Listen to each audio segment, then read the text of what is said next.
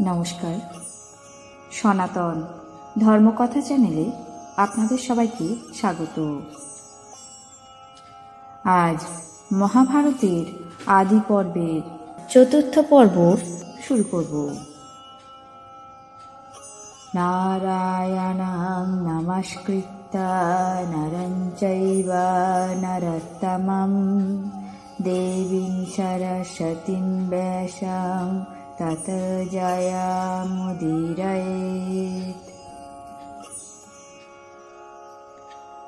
ধৃতরাষ্ট্রাদির জন্ম। অতি পূর্বকালে ভগবান বেদব্যাস জননী সত্যবতীর অনুমতি পেয়ে এবং ধর্মাত্মা ভীষ্মদেবের নিয়োগ অনুসারে বিচিত্রবীর্যের পত্নীদের সঙ্গে মিলিত হয়ে 3 সন্তান সৃষ্টি করেন। ওই 3 পুত্রের নাম হয় ধৃতরাষ্ট্র, পাণ্ডু এবং বিদুর। মহর্ষি এদেরকে জন্ম দিয়ে পুনরায় তপস্যার জন্য আশ্রমে প্রস্থান করেছিলেন।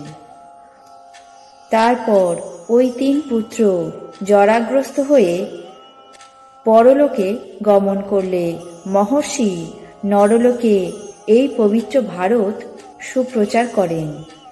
পরে ব্যাসদেব সর্বশত্রকালে রাজা জন্মেঞ্জয় এবং অন্যান্য ব্রাহ্মণগণের দ্বারা প্রার্থিত হয়ে নিজের শিষ্য বৈশম্পায়নকে ভারতের কথা প্রচার করতে অনুমতি করেন। বৈশম্পায়ন মুনি আহ্নিক কর্ম সমাধান করে সেই মহতী সভায় উপবেশন করে ভারত কীর্তন করতে লাগলেন। বৈশম্পায়ন মুনি ধীরে ধীরে কুরুবংশের ইতিবৃত্ত, গান্ধারীর ধর্মশীলতা, বিদুরের বুদ্ধি, কুন্তীর ধৈর্য, বাসুদেব কৃষ্ণের মাহাত্ম্য, পাণ্ডবদের সরলতা, কৌরবদের দুর্বৃত্ততা নিজের গ্রন্থে কৃষ্ণদ্বৈপায়ন বা বেদব্যাস এই সকল অবিকল বর্ণনা করে গিয়েছেন।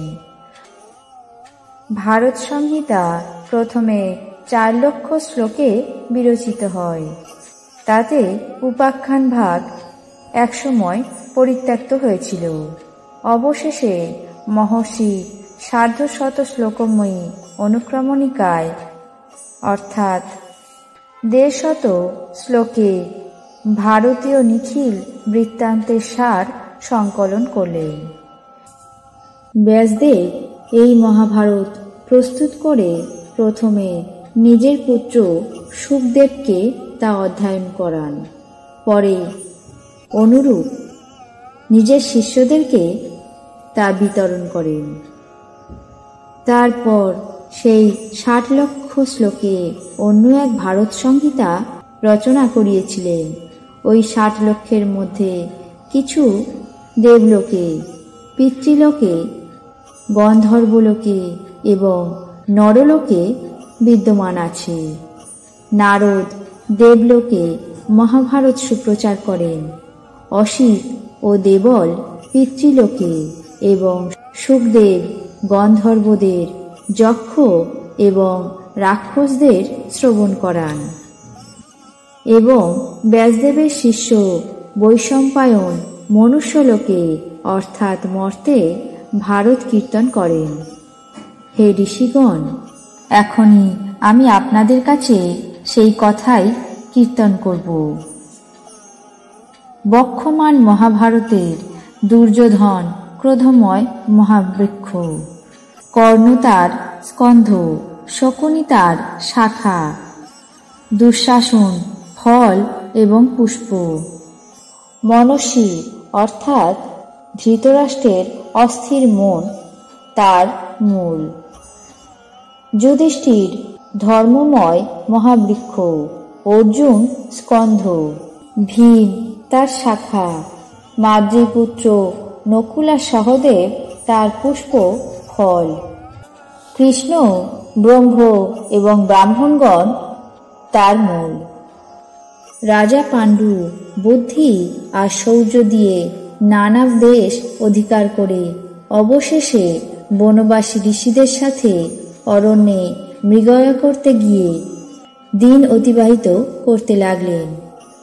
একদিন মৃগয়া করতে গিয়ে সম্ভোগাসক্ত একটি হরিণকে লক্ষ্য করে তীর নিক্ষেপ করে। ওই হরিণটি মৃত্যুকালে তাকে এমন অভিশাপ দিয়েছিল, হে মহারাজ, আপনি সম্ভোগ সময়ে যেমন আমার প্রাণ সংহার করলেন, ঠিক তেমনি আপনিও সম্ভোগ সুখ অনুভব করতে পারবেন না। তাহলে আপনি নিশ্চয়ই মৃত্যুমুখে পতিত হবেন। সুতরাং সেই থেকে সন্তানহীনতায় রাজা পাণ্ডু অত্যন্ত বিপদে আক্রান্ত হলেন। অগত্যা, ধর্ম, বায়ু, ইন্দ্র এবং অশ্বিনী কুমারদের ঔরাসে পাণ্ডবদের জন্ম হল। কুন্তী এবং মাদ্রী ঋষিদের সেই পরম পবিত্র আশ্রমে পাণ্ডবদের লালন পালন করতে লাগলেন। ঋষিরা জটা বল্কধারী পাণ্ডবগণকে রাজধানীতে ধৃতরাষ্ট্রের কাছে নিয়ে গিয়ে বললেন, এরা পাণ্ডুপুত্র, অরণ্যে আমাদের প্রযত্নে রক্ষিত এবং পালিত হয়েছে। এরা আপনাদের পুত্র, মিত্র, শিষ্য এবং সুহৃদ ভ্রাতাস্বরূপ। ঋষিরা রাজবাড়িতে পাণ্ডবদেরকে দিয়ে নিজেরা ফিরে গেলেন। কৌরবপুরবাসী মহা আনন্দে মহা কোলাহল করতে লাগল। তার মধ্যে কেউ বলল, এরা তার সন্তান নয়। কেউ কেউ বলল, এরা তারই সন্তান। কেউ কেউ বলল, অনেকদিন হলো রাজা পাণ্ডু পরলোকে গমন করেছেন, সুতরাং এরা তার পুত্র। এটা কিভাবেই বা সম্ভব হতে পারে? সে যাই হোক, এই ভাগ্যক্রমে আমরা রাজা পাণ্ডুর সন্তানদের দেখলাম। এই সব কথা চারিদিকে হতে লাগল। তারপর ওই কোলাহল শেষ হতে আকাশবাণী হল। পুষ্পবর্ষণ করে সুগন্ধি বাতাস সঞ্চার করতে লাগল। ফলত পাণ্ডুপুত্রদের নগর প্রবেশকালে এই সকল শুভ লক্ষণ স্পষ্টতই দেখা যাচ্ছিল। পুরবাসীগণ এই সকল অদ্ভুত ব্যাপার দেখে অত্যন্ত আনন্দিত হয়ে ধন্য ধন্য করতে লাগল। তারপর পাণ্ডবেরা নিখিল বেদ, শাস্ত্র অধ্যয়ন, পুজো পাঠ করে সকলের দ্বারা প্রশংসা পেয়ে নির্ভয়ে সেখানে বাস করতে লাগলেন। আজ মহাভারতের আদি পর্বের চতুর্থ পর্ব এখানেই শেষ করছি। বাকি অংশ আগামী পর্বে পাঠ করব। আপনাদের কেমন লাগছে তা অবশ্যই কমেন্ট বক্সে জানাবেন। চ্যানেলটিকে সাবস্ক্রাইব করবেন, লাইক করবেন, শেয়ার করবেন। ধন্যবাদ।